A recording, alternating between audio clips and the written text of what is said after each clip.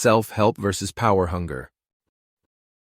I was once on an NPR panel on capitalism with a pair of self-identified socialists, Kristen Godsey and Vivek Cheber. The hosts asked us a wide range of questions, including several of the form.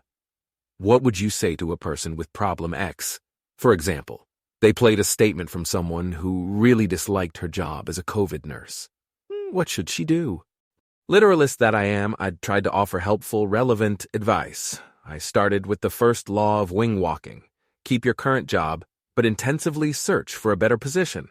As I've explained before, happily settle for your first tolerable job offer, but only temporarily.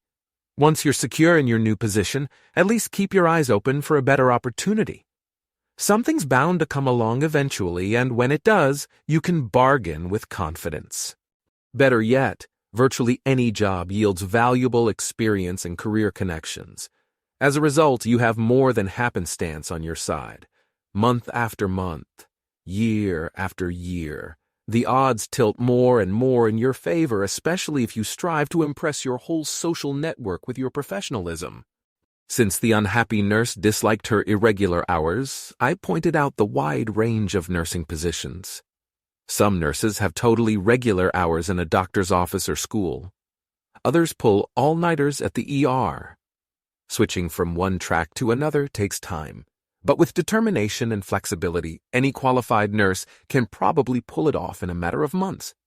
The socialist panelists, in contrast, bizarrely claimed that such efforts were hopeless, and told the nurse that left-wing political activism and/or unionization were the only viable remedies. When I pointed out that such methods are notoriously ineffective when they don't lead to total disaster, they doubled down. I pressed them further. If a young family member asked for career advice, would they seriously tell them that self-help is futile and steer them toward collective action instead? As far as I recall, my counterparts refused to engage in this challenge. Late in the interview, one of the hosts asked something like, "Is belief in the efficacy of self-help the fundamental difference between you?" The socialists quickly affirmed that it was. I probably just said, "It is one important difference." After the recording session ended, however, this issue stayed in my mind. Any individual obviously has the power to unilaterally mess up their own lives. Just become a violent drunk on the job for a day and watch your career die. How then can you imagine that the opposite path of self-improvement is a waste of time? After a few days, however, the tension between socialism and self-help became clear. Suppose you're very power-hungry. Do you want people to think they're able to fix their own problems? Of course not. If individuals can help themselves by doing a good job, learning new skills, making friends, and keeping their eyes peeled, what do they need you for? In contrast, if people believe that collective action is the path forward, the collectivity will clearly need leaders. And who will fill these leadership positions?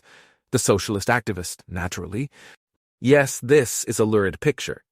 Power-hungry pundits push the absurd position that collective action is more likely to succeed than self-help, and then get to rule whatever collectivity they manage to inspire.